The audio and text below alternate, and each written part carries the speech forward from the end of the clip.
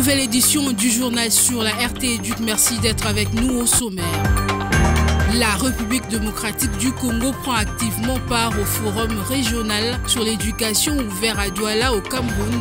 Pendant 4 jours, le ministre expert de 11 pays d'Afrique centrale s'épanche sur les défis du secteur éducatif. La RDC est représentée par une délégation conduite par le secrétaire général AI au ministère de l'Éducation nationale et Nouvelle Citoyenneté, Mathieu Mukenge, accompagné notamment de DCS Alexis Yoka, de la direction de la formation et bureau gestionnaire d'IFOR BG. Les détails sur cette activité dans ce journal. Toutes les batteries sont en marche dans la province éducationnelle de Kinshasa Plateau pour l'organisation de l'Exeta édition 2025. L'IPP Bienvenue Tunkadi s'est entretenu avec le chef des établissements retenus comme centre des passations pour garantir des conditions idoines aux élèves finalistes. Sachez aussi que le Royaume du Maroc octroie des bourses d'études universitaires et post-universitaires pour tout étudiant congolais en vue de l'année académique 2025-2026. L'annonce est faite par le secrétaire général de l'ESU. Place au développement.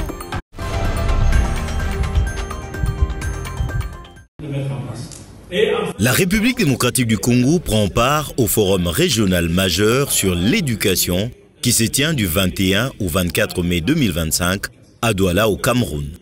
Organisé par le bureau régional de l'UNESCO pour l'Afrique centrale, cet événement réunit les ministres et experts de l'éducation des 11 pays de la sous-région. Ces derniers a pour thème promouvoir la transformation de l'éducation en Afrique centrale, renforcer le rôle central et catalytique des enseignants et des éducateurs. L'objectif étant d'identifier des solutions communes aux défis majeurs du secteur tels que la pénurie d'enseignants qualifiés, la qualité de l'apprentissage et l'inclusion scolaire. La République démocratique du Congo est représentée par le secrétaire général AI au ministère de l'Éducation nationale et Nouvelle Citoyenneté, Mathieu Mukenge, qui participe activement aux travaux et partage l'expérience congolaise.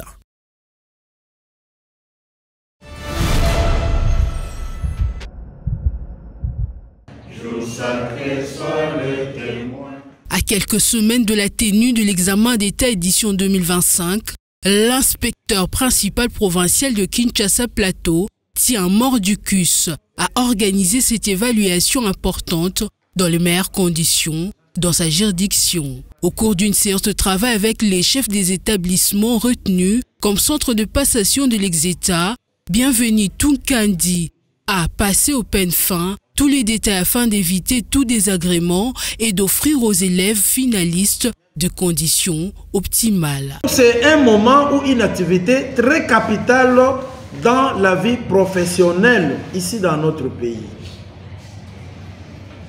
Alors, parce que c'est une activité très capitale, l'organisation ou la réalisation de cette activité ne peut pas se faire d'une manière vaille que vaille, ne peut pas se faire à la hâte, doit avoir une préparation nette sur tous les axes ou toutes les options qui les concernent. À noter que les épreuves hors session de l'examen d'État édition 2025 débuteront ce 2 juin sur l'ensemble du territoire national.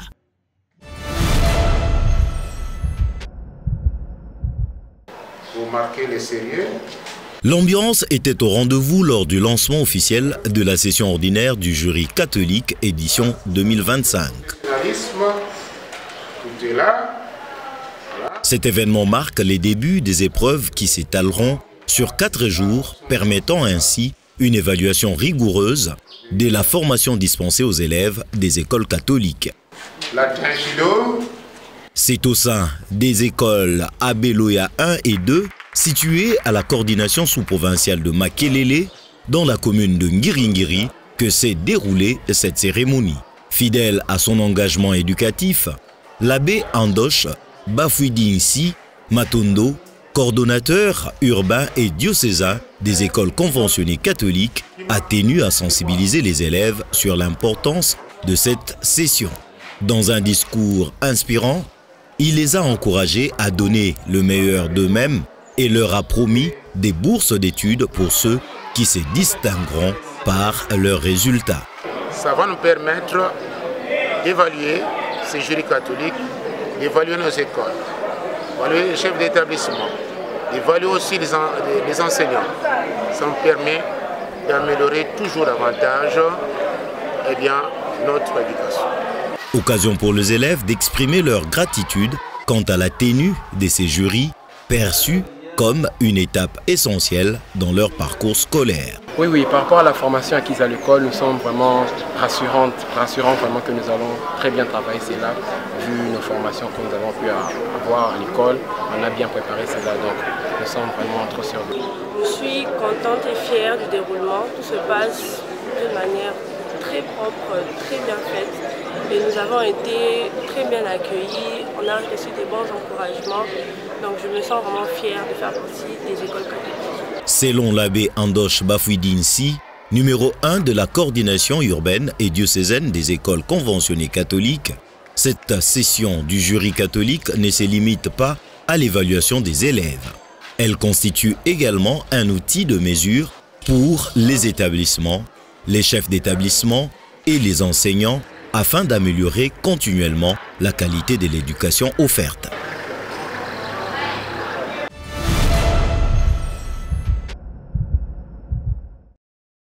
Le ministère de la formation professionnelle entend apporter une expertise dans la problématique des inondations, incendies ou celle de l'assainissement qui touche au quotidien la société congolaise. Pour la première phase, sous le leadership du ministre Marc Ekila Likombo, les provinces du Congo central et de Kinshasa sont visées. Le projet connaît déjà un partenaire et pas le moindre, la société pétrolière basée dans le Congo central, Perenco, dont les responsables ont échangé ce mercredi 21 mai 2025 avec le ministre de la formation professionnelle. Pour marquer cet accompagnement, un important lot de matériel de formation dans les métiers d'éboueurs, pompiers et même égoutiers ont été remis par la société Perenco, dont la délégation a été conduite par ses responsables, à l'exemple de Yvonne Bala et Ludovic Malco. C'est suite à une demande qui nous a été effectuée par le ministre il y a plusieurs mois concernant des équipements de protection individuelle pour les pompiers et les cantonniers de Kinshasa. Il nous avait été demandé des équipements, donc on a répondu favorablement à cette demande. Et aujourd'hui, on vient de remettre 100 équipements dans les mains du ministre. Le ministre Ekila, qui a réceptionné ce don, a remercié ses hôtes pour l'accompagnement et a à son tour remis le matériel à Gisèle Kendelou, secrétaire générale à la formation professionnelle. Merci, Excellence Marc Ekila. Vraiment, je dirais que Dieu vous bénisse. Vous travaillez pour ce pays ici. C'est une première vraiment en République démocratique du Congo.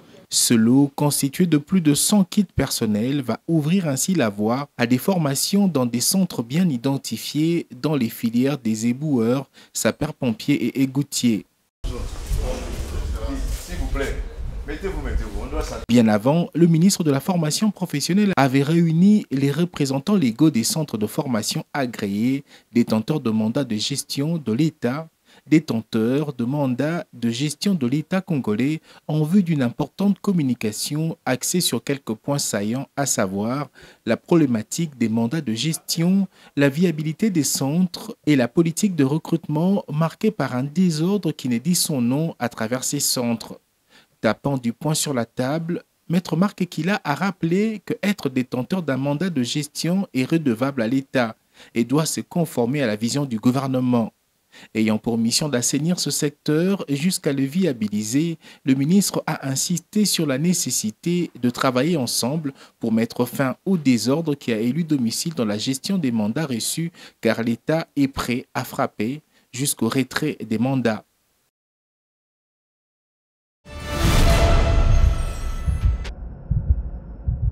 Communiqué officiel numéro MINESU DCIR 1604 02 038 160-100-006-2025.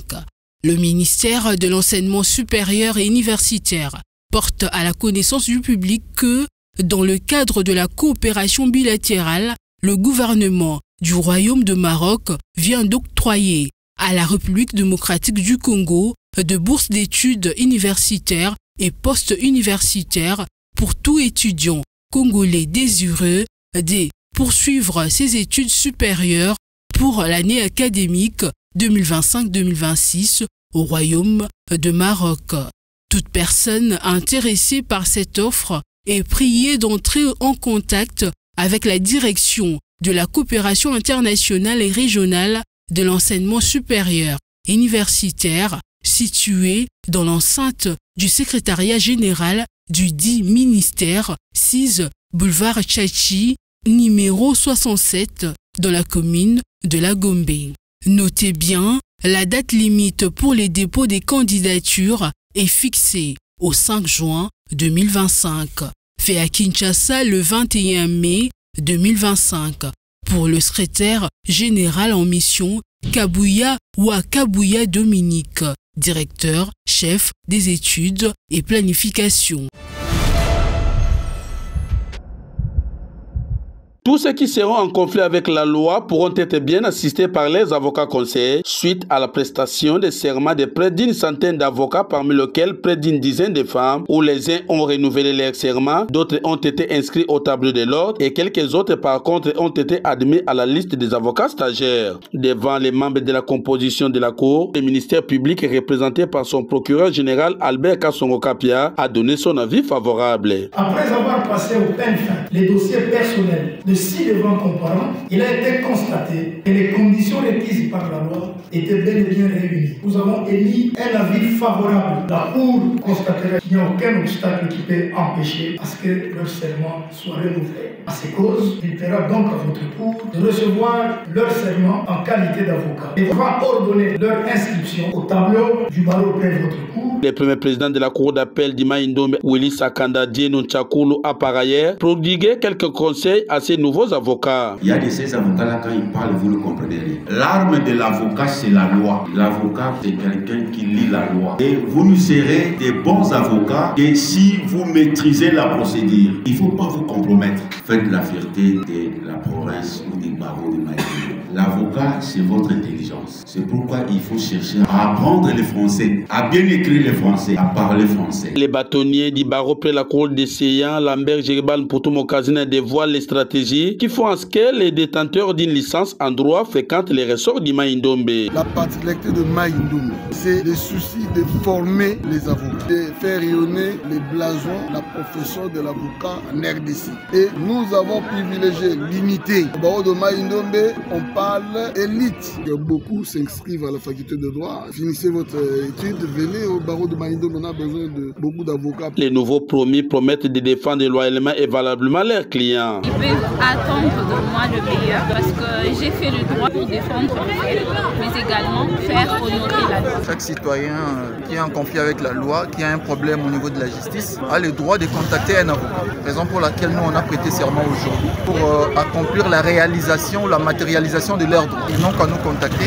on sera là pour répondre à leur appel parce que nous avons prêté serment pour ça. Comme avocats, et nous aurons l'obligation de défendre les justiciables qui se sont lésés et nous serons devant les juridictions pour les défendre à tout moment. Nous sommes là pour les gens qui auront des problèmes, être leur défenseur comme on l'a bien géré. Créé en 2019, le barreau près la Cour d'appel d'Ima Indombe est en séjour à sa 21e promotion des prestations de serment et à la 11e promotion de l'école de formation où plus de 700 avocats se sont déjà inscrits.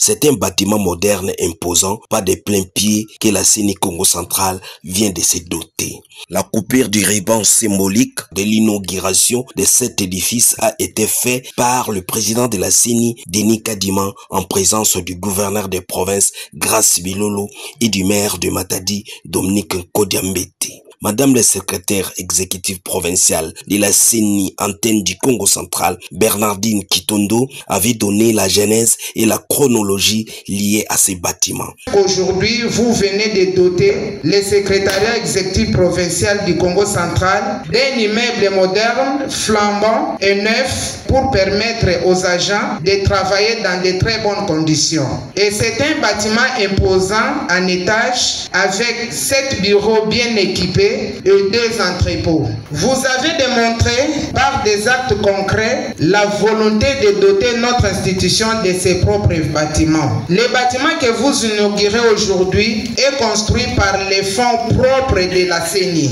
Le président de la CENI a signifié ce que ces bâtiments vont apporter par rapport au travail des agents de la CENI Congo central et a expliqué la nouvelle politique qu'elle a introduite au sein de la CENI, celui du branding institutionnel qui est un axe stratégique majeur. Ce moment marque un jalon important dans la marche de notre institution vers la professionnalisation, la modernisation et le renforcement de ses capacités.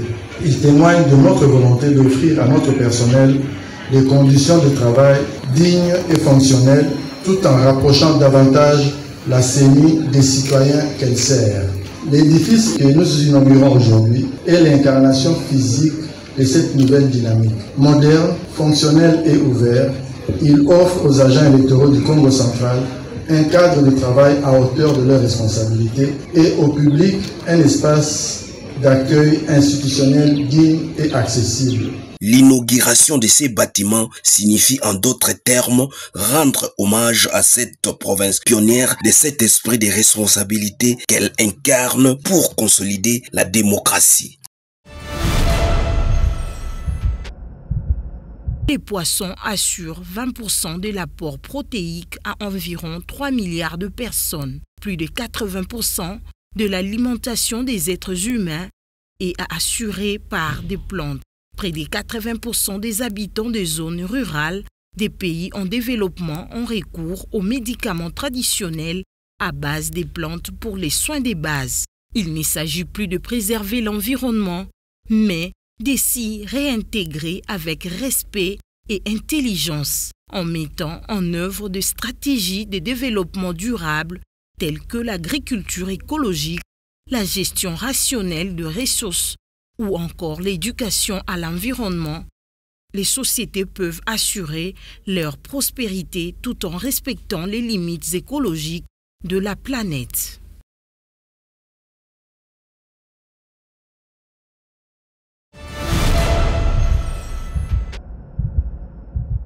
Je déclare ouvert l'atelier d'évaluation des années 1 et 2 de la mise en œuvre du 27 2023-2027. Attendu parmi le 20 pays africains à éliminer le choléra à l'horizon 2030, la RDC avec ses animateurs de la santé publique nationaux comme internationaux s'engage à trouver les alternatives pour mettre fin à l'épidémie du choléra qui sévit actuellement dans plus de 18 provinces au pays. C'est à travers cet atelier de 3 jours qu'un bilan à mi-parcours sera présenté de manière cogitée dans une approche inclusive et participative des résultats du travail allant de 2023 à 2027, avec la participation des plusieurs partenaires, notamment le PAT, l'OMS, l'UNICEF, la Banque mondiale et tant d'autres. Quelques cadres des structures de santé s'étaient exprimés devant le journaliste du réseau des journalistes amis de l'enfant. Pourquoi il y a autant de secteurs? C'est parce que le choléra c'est une maladie, mais les causes sont multiples et multiformes. Eh bien, nous sommes tous sans savoir que le manque d'eau potable, n'est-ce pas, peut être une cause du choléra. Le manque d'hygiène, le manque de bon assainissement. Si on est là, c'est parce que le choléra continue à être un vrai problème dans ce pays. Et depuis 2008, le pays a décidé de changer la façon de traiter le choléra. C'est-à-dire, et je vais que ce terme-là revienne souvent, démédicaliser la façon de gérer le choléra. Donc, ne plus gérer le choléra uniquement comme un problème de santé, mais le choléra est un problème beaucoup plus global. Donc, depuis 2008, il y a un plan qui s'appelle un plan multisectoriel d'élimination. L'utilisation des toilettes, c'est quelque chose qui a un impact très significatif pour la lutte contre le choléra.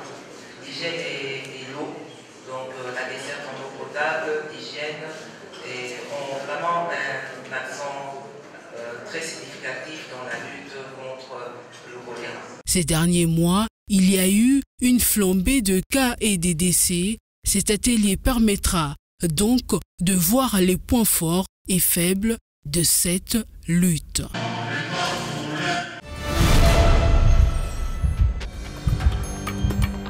Fin de ce journal, merci de l'avoir suivi.